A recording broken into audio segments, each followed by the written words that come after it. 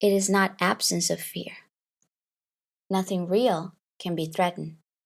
Nothing unreal exists. A Course in Miracles. Several months ago, I was doing a full moon ritual with one of my best friends. This ritual consisted of meditating on everything that we had to let go of emotionally in order to allow new sensations, experiences, and people to come into our lives. She had just ended a long relationship with her boyfriend. Although her decision had been well thought out and deliberated open with her soul, from time to time anxiety overwhelmed her.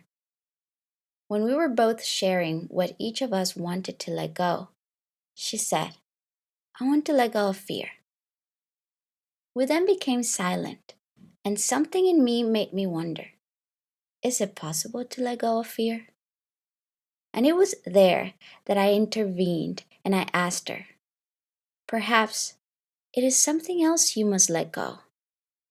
She replied, "You're right. Doubt is at the root of my fear." I continued to question her. What must you do then to dismiss your doubts little by little? Fear simply feeds on certain thoughts and actions. For example, listening to her family and friends' doubts about her decision made her hesitate, as well as her ongoing communication with her ex-boyfriend. It was a sincere conversation between two close friends. As we continued talking extensively on the subject of fear and concluding that the fear is not the bad guy, we must remember that without fear, we would be dead. That is why fear must exist, to actually uphold us. In this scenario, my friend was not in any danger of dying, but the illusion and anxiety causing the doubts in her head informed her amygdala that indeed she was. Let's not waste time on the false illusion of, quote unquote, getting rid of fear, but rather search for what is fueling it and take the necessary measures to diminish what feeds it. I assure you that all human beings will be afraid to some extent until the day they die. However, what we can do is develop courage. For example, we can develop the courage to protect your space with positive elements, thoughts, people, surroundings. The courage to confront a situation and ask yourself how you can stop feeding your fear. The courage not to believe in the fear that is plaguing you. Because remember that unless your life is literally in danger, all that you imagine is only an anxious illusion. What will you gain if you change your relationship to fear? When you see fear for what it is, you realize that all it suggests is an illusion. And I reiterate that unless you are truly in a life and death situation, everything else are apprehensive ideas of possible scenarios pointing us to our last day on earth. Once we understand this, we can see fear for what it is, our guide. It is then that it becomes an ally. We recognize that when we are afraid, it is simply telling us, be cautious. Take a look at all the variables. We are told, for example, to not cross the street without looking both ways before doing so. Fear becomes our co-pilot and not our driver. When we become aware of its role inside of us and allow it to assist us without dominating our existence, something else happens. Courage. The brave ones are those that with courage decided to look at the possibilities and overcome the illusions of fear. Now, they feel at ease even if the circumstances are not so comfortable, because The brave know that truth prevails and that illusion doesn't exist. Let's give ourselves the chance to develop this incredible weapon that will help us, like the warrior, to become the heroes of our own existence and to enjoy the fruits of our heroism. Just dream of being brave by asking yourself the right questions. I learned that courage was not the absence of fear, but the triumph over it. The brave man is not he who doesn't feel afraid, but he who conquers that fear. Nelson Mandela. The moment I knew that I had to make difficult decisions, such as walking away from a relationship, therefore losing the approval of others, anguish would invade every cell of my body. In spite of this, I began to allow myself to dream in silence, without anyone noticing. This reverie was accompanied by statements such as, I know I won't do it ever. Don't worry, Paula. But how would it be if, hypothetically, you did? What would my life be like if I made this decision? What would I do? I know it is not possible to do it, but what if you did do it? Where would it start? When the answers terrified me, I would stop and ponder again. If fear was not possible, at this very moment, what would I do? And so I dreamed with the promise that it was only a speculation without really having to make any decisions. Slowly but surely, I began to mentally build certain scenarios that were not so bad. Not only because I was tricking my imagination into letting go of fear by not necessarily requiring myself to follow up on these reveries, but also because I was asking myself the right questions. Are you asking yourself, why did this happen to me? What am I going to do with all this distress? How will I be able to stay like this forever? In the words of Tony Robbins, lousy questions create lousy answers. Ask yourself questions that will empower you, and you will receive the same kind of answers. As I did with my mother in the previous session, ask yourself what the options are and gradually find answers that don't make you take irresponsible actions, but rather potential acts of courage. People remain in the same situation year after year because they don't dare to dream, much less ask themselves what are the various possibilities that they have in their lives. Do it. Dare to dream that you could be courageous, even if at this time it doesn't seem like something realistic. What if you were brave? What would happen? Asking yourself the right questions and allowing yourself to dream will progressively open an array of possibilities for you. And once you open this door, you will soon discover its greatest treasures. What is a belief? A belief is only a thought that you keep thinking. Abraham Hicks. You may be thinking, Paola, what you're saying is very nice and moving, but I'm still terrified. I don't know why. It is time to talk about your beliefs. If your beliefs are not in tune with your wants, then your efforts will be sabotaged repeatedly. I once heard an analogy that I will never forget about beliefs. Beliefs are like a table. The surface of the table is the belief. But for the belief to stand steady, it needs 4 legs to support it.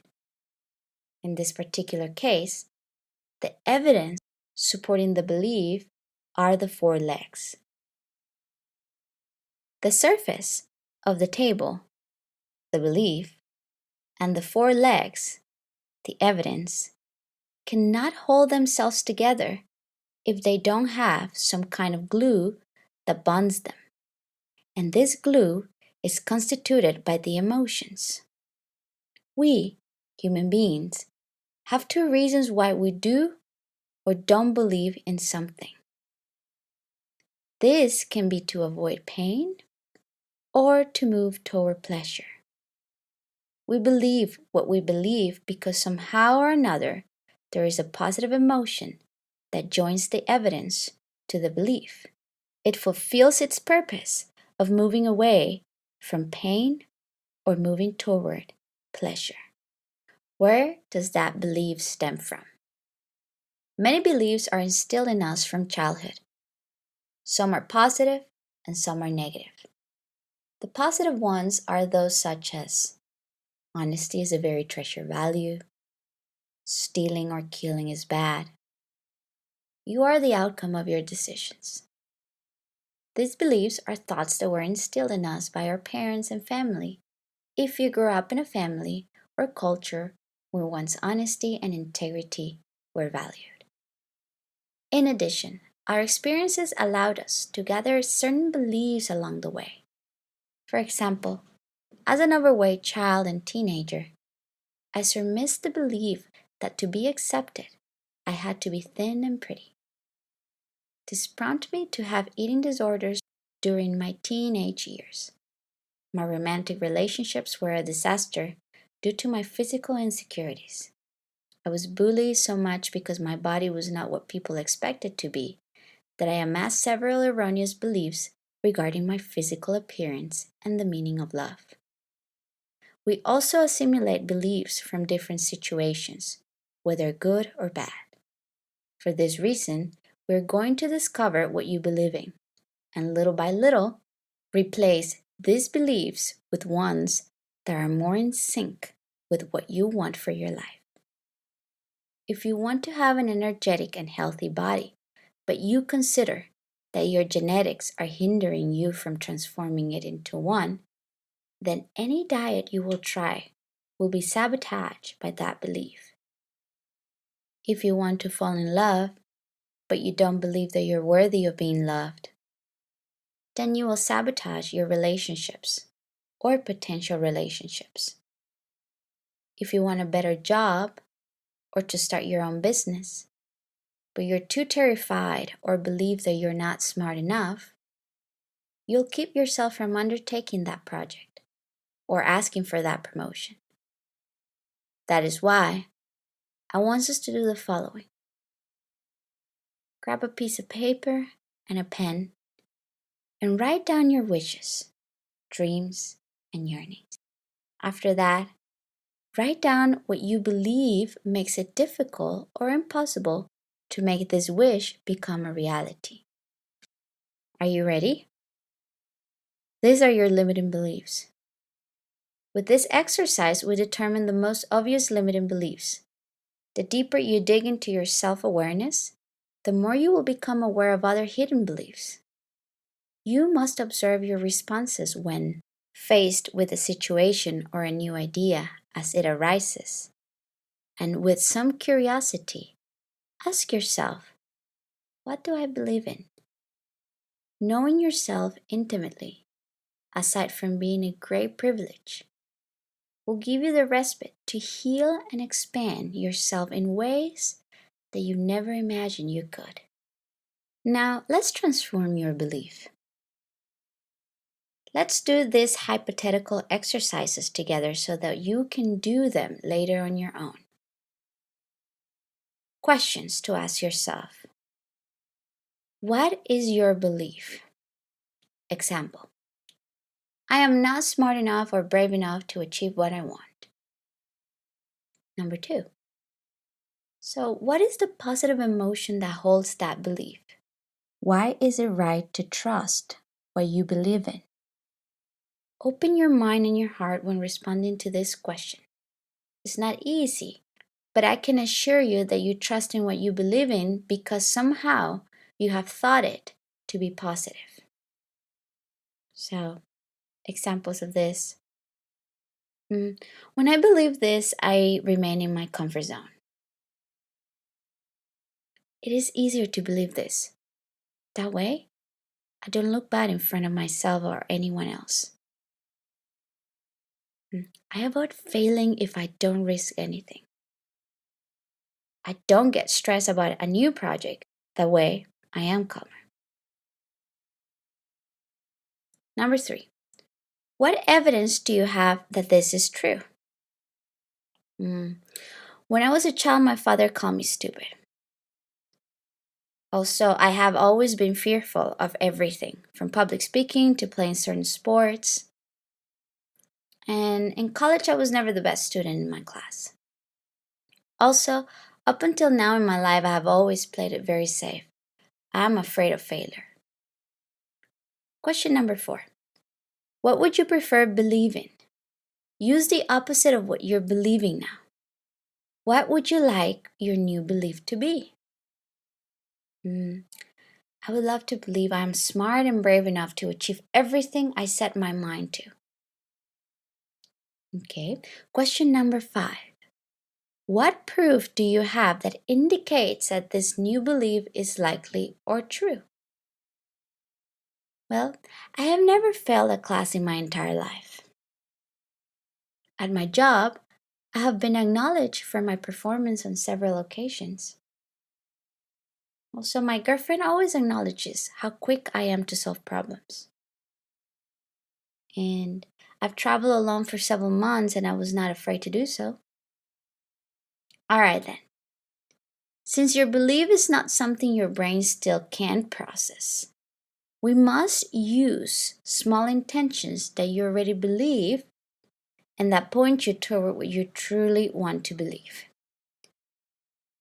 Examples. Affirmation number 1. My intention is to recognize how I am smart and capable already. Affirmation number 2. My intention is to recognize that my courage comes from taking action, even though I'm scared. Affirmation number 3.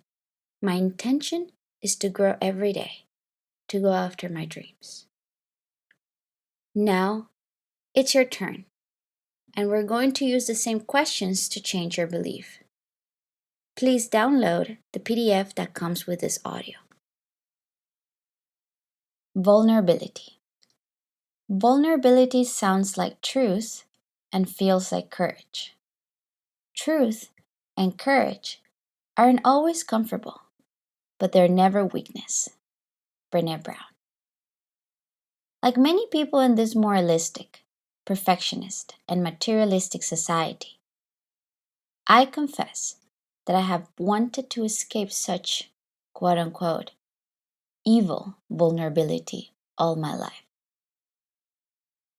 If I would not have been born in a matriarchy, yes, I come from a matriarchy where my strong and widowed grandmother formed 9 powerful and independent women, everything would have been very different.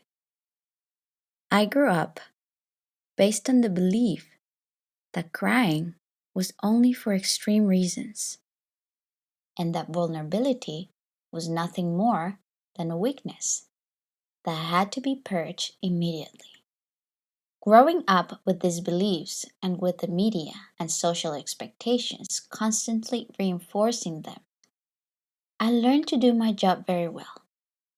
It entailed leaving my nonconformities unexplored and urged me to immediately resolve everything by following a comfortable route that was accepted by all, and very importantly, that would numb a bad situation in the most effective way. We live in a society that insists on perfection, which focuses on what other people think and say as opposed to focusing on one's heart's desires. Criticism, judgment, and lack of forgiveness on the part of others and of ourselves as well promote the lethal feeling of shame, and thanks to it, we reach for something I call numbness. This implies making decisions that please our limiting beliefs or those of others, despite the fact that they go against who we are and what we truly want. Situations that might cause us to want to numb our feelings because of shame might be something like needing to ask for help when we cannot do something alone, confessing our true feelings to someone, having to say, I don't know, or I don't actually want, apologizing when we know we did something wrong, failing at something, leaving a job or a relationship, telling your parents you're choosing your own journey instead of theirs, etc. These types of situations can be so very painful to experience, but our hearts cry out for us to go in their direction. When we numb ourselves, we feel frustrated, stressed, anxious, and we decide to take refuge in certain practices with the purpose of not feeling. Among these harboring practices, the most common are overindulging in drugs and alcohol, gossiping by judging others to feel better about myself, staying in dysfunctional relationships that are not going anywhere, working excessively, spending compulsively, eating too much to fill voids, immersing oneself for long hours on Facebook or in front of the television, over socializing or isolating oneself, etc. To simply not have to deal with the fact that we decided to not see ourselves for who we are. Brené Brown defines vulnerability as letting ourselves be seen. And when I read this thought to myself, I say, no way, never, people would judge me. This is precisely the problem.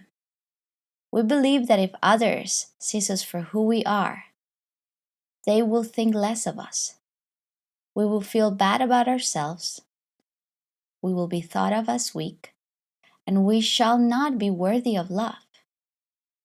However, studies reveal just the opposite. In addition that, selectively, we can numb our feelings. If we numb our sadness, anxiety, uncertainty, and shame, simultaneously, we are numbing our happiness, authenticity, creativity, and joy for life. To be seen for who you are may be one of the most uncomfortable things that exists.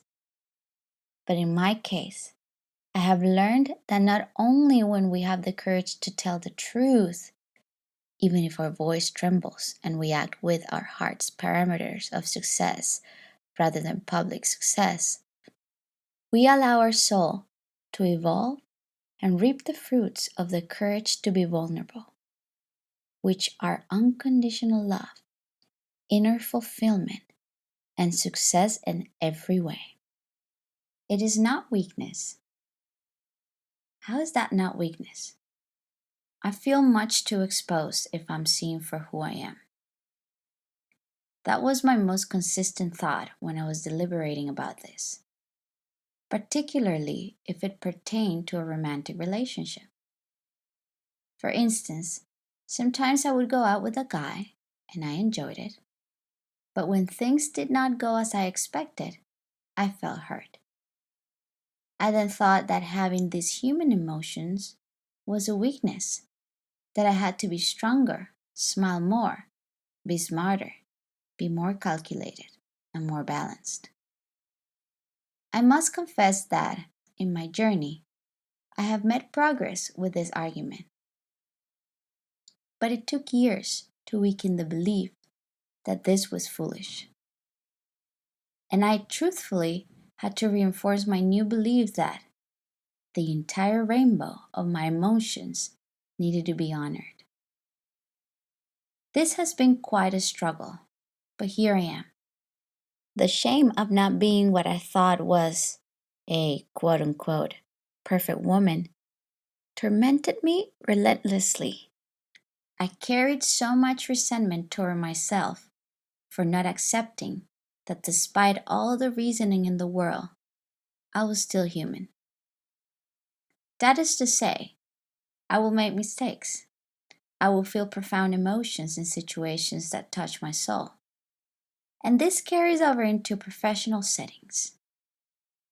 It's okay to admit that I don't know, I can't, or it's not within my scope of knowledge. Bit by bit, and with the help of all of these tools that I'm offering you in this book, I have learned to honor my vulnerability. And as author Brené Brown says, that which makes me vulnerable makes me strong. What others think. In my first 20 years of life, I was very worried about what others thought. In my second 20 years of life, I didn't care at all what others thought of me. And in the last 20 years of my life, I realized that no one was really thinking about me. Anonymous. We must separate ourselves from the good judgment of others if we want to achieve something in life. You and I know that even if we gossip about someone, that gossip will not transcend much in our lives. Each of us is dealing with his, her own demons, dramas, and insecurities. So, the next time you worry about some gossip, simply consider this. How much time do I really think about what they told me about other people? Surely a few minutes. But let's be honest. Did you really think about it all day? All week? Definitely not. You had other things to deal with, including your own life. There is a poem that resonated with me deeply the day I read it. The Men in the Arena by Roosevelt. Below is one of the most famous and remarkable parts of the speech. It is not the critic who counts, not the man who points out how the strong man stumbles, or where the doer of the deeds could have done them better. The credit belongs to the man who's actually in the arena, whose face is marred by dust and sweat and blood, who strives violently, who errs, who comes short again and again, because there's no effort without error and shortcoming, but who does actually strive to do the deeds, who knows great enthusiasms, the great devotions, who spends himself in a worthy cause, who at the best knows in the end the triumph of high achievement, and who at the worst, if he fails, at least fails while daring greatly, so that his place shall never be with those cold and timid souls who neither know victory nor defeat. When you dare to love yourself, to honor your essence, and to give up a social principle you figured out was not for you, there will be criticism and gossip. Your courage may ignite fears and insecurities in others. And some people, because they love you and they don't want to see you suffer. And in others, because you're mirroring back what could be possible for them. Whatever the reason, the one who dares will be looked upon. But that and exactly that will indicate that you're on the right track. So go ahead, keep your head up and keep walking. When you finally overcome the winds of change, you will have inspired thousands and helped to heal the world. When you say yes to vulnerability, you say yes to your truth. Perfection versus freedom. You are enough. How many of us suffer or have suffered from the foolish desire to be perfect? When we look for perfection in how we look, how we talk, how we do things, and how the world sees us, we are preparing ourselves for a sudden stint of frustration. Fear thinks that by being, or rather, seeming to be perfect, the world will respect us. Or, something even more important, the world will not hurt us. That is why we believe if I dream a little or don't dream at all, what little risk I can take could look perfect in the eyes of others. And if it fails, it doesn't matter because I bet so little on it that it will seem insignificant. The problem is that when fear tells you that there's no perfection in something, may it be your partner, your body, your finances, or your projects, in some way or another, your value as a person is compromised. Let me explain myself more clearly. For some, perfectionism is a form of protection. It is one of the many faulty barriers that we set upon ourselves to have some form of control. What happens is that it is a mere illusion, because as human beings, perfection in this earthly realm is not possible. Plus, the world is designed so that uncertainty and impermanence are the only things ensured in this life. Therefore, if we look perfectionism in the eyes, we can discover the following. 1. It is just one more illusion of fear to protect ourselves from the world. 2. It is a means to postpone our dreams by not having everything perfectly aligned. 3. It is a form of fear to find an identity. If I do it perfectly, then I'm worthy. If not, I am a failure. Based on the above statements, I want to ask you something. Do you want to be free? Do you want to be at peace with yourself? And do you want to make your dreams come true?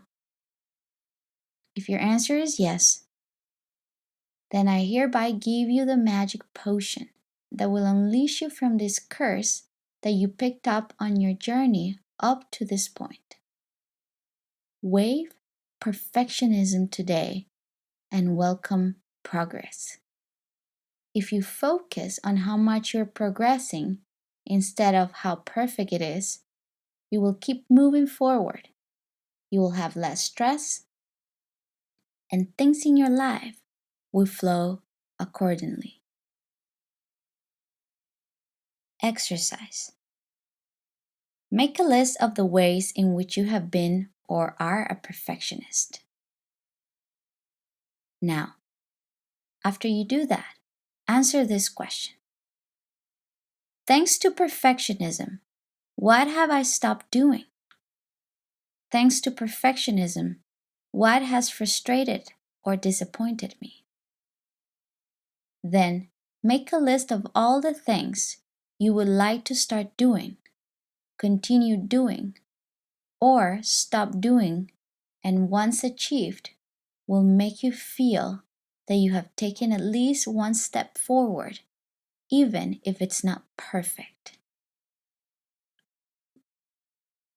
This is the way in which I started my company, without any money, no chance of getting a loan, with a single computer, and enough eagerness to start my coaching business. My first steps were to post free videos on the wonderful YouTube platform. In fact, if you want to, you can access my channel and check the very first videos I posted. You will see how much of a newbie I was, how difficult it was for me to express myself fluently. The under or overexposure of lightning in the videos, given that they were taken with my cell phone, as well as the spelling mistakes. Thousands of details that, had I considered my fierce judgment and that of many who gave me their quote-unquote honest opinions, I surely would have not gone on to do a second video. Perhaps I would have waited to attend a public speaking course, to have the money to buy a good video camera, and to pay for a good editor to do something professional. But I didn't listen to my fears. And I told myself, if this video is watched by a single person, even if it's my mother, and that very person is touched in a positive manner by my message, it was already worth the effort. And you know something? 3 months after I started posting videos on YouTube, I received messages from people in other countries telling me how much my videos resonated with them and how my message touched them deeply in moments of adversity. One of my favorite analogies involves the life of a mother duck and her ducklings. Have you ever seen a duck with her ducklings? It is likely that you will find a flock of ducklings with her mother, or cluttered together, and when it is time to go elsewhere, you will never see the mother duck say, "Okay, let me call the roll of each one of you, and then we will stand in a perfect row. Number 1 and 2, come to the front of the line." If the mother duck waited for the ducklings to stand in a row and be perfectly aligned, they would never leave. Instead, the mother duck takes her first step, and seconds later, her ducklings instinctively follow her, forming a perfect row. If we were to imitate the mother duck's attitude, surely we would stop postponing our dreams. Undoubtedly, we would refrain ourselves from saying, "I'm not ready. It's not the right time just yet. I don't have enough money. The children are still very young." At the end of the day, success in your endeavors will be measured by the amount of results that you attain and not with the amount of reasons or excuses you give to justify why you did not get things done. Action. Clean your house. I know you're a person who wants to see results, and that is why you chose to hear this book. You're tired of always doing the same things over and over again and getting the same results. In the end, as Albert Einstein said, this is the definition of insanity. We are now getting to a very important part of our journey. In order to take that leap of faith, we must proceed to take a very important step: cleaning our house. The concept originates from another of my favorite analogies. Imagine that someone very important, one of the people that you most admire in the world, is going to visit you and stay overnight at your home. This person is very busy, and staying overnight in your house is a true honor and a golden opportunity. Imagine someone of the stature of the Dalai Lama, Nelson Mandela, Gandhi, the Pope, Martin Luther King Jr., someone you really admire. Now, how do you think this very important guest would feel if she, came to a messy house, full of garbage and clutter, lying all over the place, like that TV show, Hoarders? Surely she would knock on your door, and as soon as you open it, they would see that it is difficult to walk into your home, much less eat or sleep there for the night. Then, most likely, she would say something like, "I will come back another time, when you're less busy." That would not be good at all, would it? So how would you prepare yourself for this important guest? Most likely, you would clean your house, make it smell pleasant, organize cluttered areas, maybe even take advantage of the opportunity to throw out everything that was in the way. Incidentally, you realize that you have certain things that you have not used for years or that you've never really liked from day one, but you still had them around. Probably, you would repair certain things that are not working. You would go buy food as well as prepare some delicious dishes. Upon arrival, your guest would feel welcomed at home and would gracefully share with you some unforgettable moments. Just as in the example above, that is how the universe works with our dreams. You ask it to send you opportunities, blessings, healing, peace, happiness, money, and love. Chances are that when they knock on your door, you may not even hear them because you're too busy stockpiling thoughts that mess up your mind. These are negative thoughts such as, I'm not deserving, I'm not enough, life is good only for some people, or maybe you do have the door open, but when you try to go inside, you see that the walkway is obstructed with grudges, drama, illness, sadness, scarcity, discouragement, unhealthy habits, little movement, etc. Consequently, these dreams are forced to wait outside, waiting until the host begins to clean the house, allowing them to be able to enter and stay. If your dreams don't feel welcome, they're so polite that they would rather wait than force their entry into your life. Look, what I'm saying is that they're waiting. How many of us, because we're disorganized and distracted, lose or sabotage opportunities and believe that because we spoil them, we will never be given the opportunity again? I just want to say that excluding yourself because of fear and resistance is not an eternal outcome. Seizing the arrival of opportunities is not possible in a universe of unlimited possibilities. As you clean your house, your dreams will be waiting to come in when you are ready. It is never too late to receive what belongs to you. It is okay to feel the way you do. How many times we were told, you don't need to cry about that. With this statement, our relatives or friends were expressing some resistance to our pain. Sure, when someone doesn't feel well, it can be quite awkward to see them suffering, more so if we love them. Yet, these experiences teach us to ignore our feelings when we're actually sensing them. You must be strong and focus on what's important. This is one of the things I was taught. I never saw anyone in my house crying or hardly showing any negative emotion. So I learned that the honorable thing to do was always to be positive. And I'm not saying that we should praise sadness, but rather be aware that sadness is part of life, just like frustration and anger. As I mentioned before, the contrast of emotion, colors, flavors, and temperatures is what allows us to be grateful.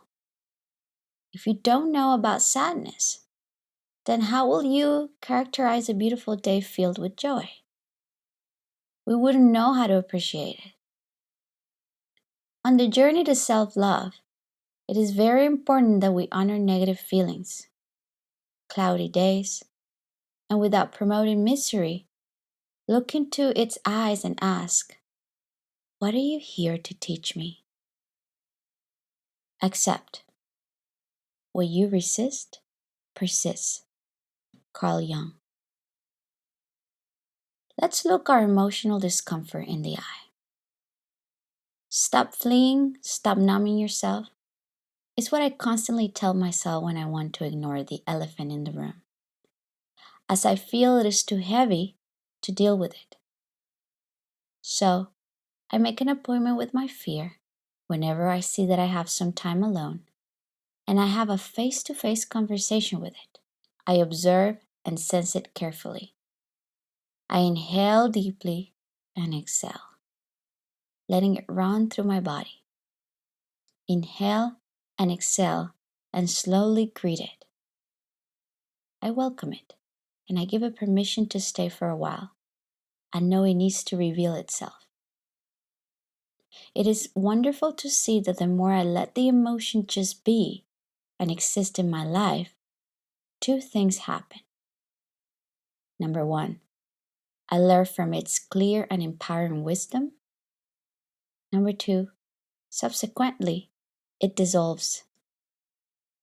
However, when I fight my fears, I avoid them, or I numb them with external factors such as food, drama, alcohol, procrastination. Two things happen. Number one, pain is perpetuated until it becomes chronic. Two, even if the situation slips away, it arises again, as if it were telling me, here I am. And I will keep returning until you learn the lesson that I have come to teach you. Once you truly feel the emotion and without wanting to change it, begin to honor it by repeatedly asking it, where are you in my body? What do you need me to learn? Stay there until you transform it. That's it. Just stay there. You will soon discover that to love oneself is to do so regardless of what one feels, wants, does, and is. If we want a part of us to leave, then we are rejecting ourselves. We're sending a message that we're only adequate when we are or feel good. Be grateful. Gratitude is one of the most healing practices that there is. You cannot be negative and thankful at the same time. Now it's time to show gratitude to this quote unquote bad feeling, as difficult as it may seem. And you may say, yes, but how am I supposed to feel grateful while facing a loss of a loved one? Don't want you to arrive at this point if you haven't already done the steps mentioned above. And sometimes it takes more than once to be ready for this next phase. Do it when you're ready. The more you practice breathing and connecting with your heart, the more you know when it is time. There's no need to rush, but arriving at this point will give you peace. When you're ready, and even if you continue with that pain in the middle of your chest, say thank you. Thank you for being here. Thank you for all the teachings you have brought me. And thank you because I know you're expanding my existence, my possibilities. Everything in this life happens for us, for our well-being, and never against us. We live in a friendly universe, and if our soul allowed for this assignment, challenge, crisis, chaos, to occur, it is because something is about to emerge, to be born within us that will allow us to evolve to a yet unknown level. In my own life, when something comes about that is not very pleasant, my gratitude goes something like this. Thank you, universe, for this assignment or emotion. Even though my mind still doesn't understand it, I open my heart to receive the lesson. Transform. Once you're grateful, it is time to transform. Remember that everything happens for us, for our well-being, and never against us. It is time to use your emotions in favor of your self-growth. So, with this in mind, I would like to present some questions that I learned to ask myself through the teachings of Reverend Michael Beckwith and his course, The Answer Is You. Connect with your emotions and ask yourself, if this situation were never to change, what quality would have to emerge within me in order to find peace in the midst of chaos? What habits am I aware now that I must let go of in my life? What qualities and skills do I already have that can help me at this time? These questions have transformed my life. At the start of 2016, I had the opportunity to receive this training course. Nowadays, I teach this class in a wellness center in my country, Costa Rica, and I have witnessed over and over again how these questions create miracles in people. To transform an emotion or a situation, we need to ask empowering questions. These questions will help us to find the answers within us and turn that emotion or crisis into an opportunity. Take a few minutes, breathe, and ask yourself these questions in your head. Wait for your intuition to dictate the answers, and once you have them, write them down. Remember that writing is powerful. Get moving. As part of my recipe to deal with emotions, an essential ingredient is movement. Emotions are energy in motion, and when they become trapped in our body, they need to move around so they may follow their course. In their research, the Mayo Clinic Health Letter has concluded that sitting for a long time or long bouts of inactivity are as bad as smoking. That is why we must learn to move, and not only with the intention of improving our physical health, but because it is crucial in transforming our emotions. And I'm not just referring to negative emotions, but also positive ones. In fact, when you're feeling something positive and nice, enhance that emotion, amplify it, and make it more magnetic through movement. You will increase your energetic field and find answers where you had never found them before. I talk with so many of my clients and they confide in me, Paola, I think and I think about this and I just cannot find a solution. My response to them is, stop thinking so much and start taking action. In truth, sometimes the action may not even be related to the problem or situation you're going through. But physically, you must take action. So, go for a walk as soon as you feel like you're experiencing a negative emotion. Enroll in a dance class, listen to music, go jogging. Emotions are also physical experiences. So you get your body moving and you will see how your feelings will move to the rhythm. Learn and grow. But this time you have put your feelings in motion. Now, it is time to learn and grow. To learn, we need for our consciousness to be in a high vibration level. So, I recommend following the aforementioned steps. Accept, be grateful, transform, and get moving. These steps create a space to reach the last learning phase, growth. If we're not growing or progressing, then we really are not taking advantage of the great school that is life. Many people despair, wondering, but what is my purpose in life? To which I like to answer, your purpose is to be genuinely happy. Be mindful, however, as happiness doesn't necessarily mean you have a huge smile on your face all the time, but rather, as Aristotle said, to be happy is when what I do and with whom I surround myself promotes self-growth to become the best version of myself. What I want to tell you is that sometimes we need challenges to grow. We have fallen into the trap of longing of a perfect life with no challenges to attain happiness. Imagine a life without trials. It would be quite boring, and our brains, as well as our emotional development, would mature very poorly because no effort would be required. Once we accept that the challenges of hardships we experience are a gift, a divine lesson, then we can move on to this learning phase.